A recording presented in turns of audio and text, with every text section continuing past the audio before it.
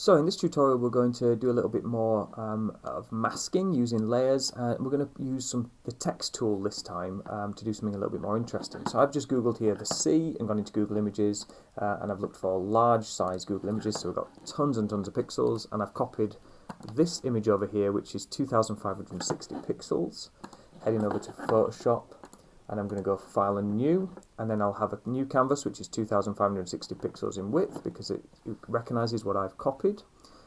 Click on OK, and then something coming up here, and I'm going to say no thank you. And there's my new canvas, and now I can edit and paste my picture in.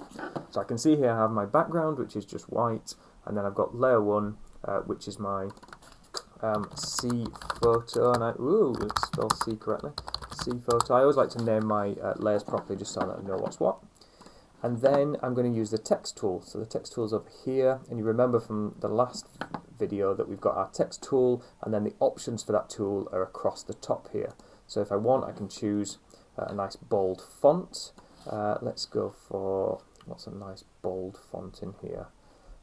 What's this one here? Popular. Let's go for that.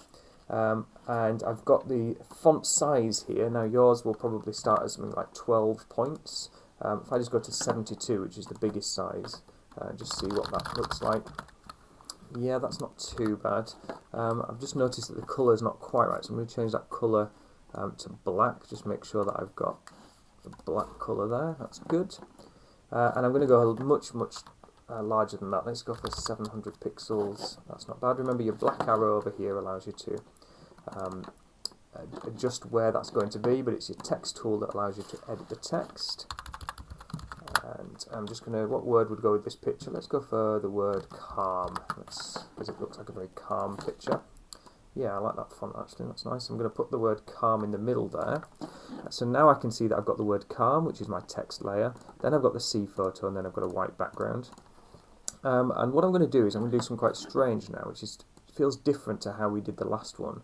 I'm going to pull my photo to be on top of my calm text. And that's because I'm going to use this as a particular type of mask. I'm going to create something called a clipping mask.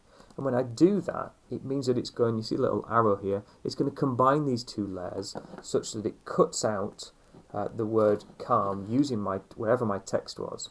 And the great thing about this is that because this is still text, I can edit this. So if I wanted to change the word to seaside, then I can still do that. So it's a little bit different to a different type of mask, and that it keeps that text as text, and it allows me to still edit it as well.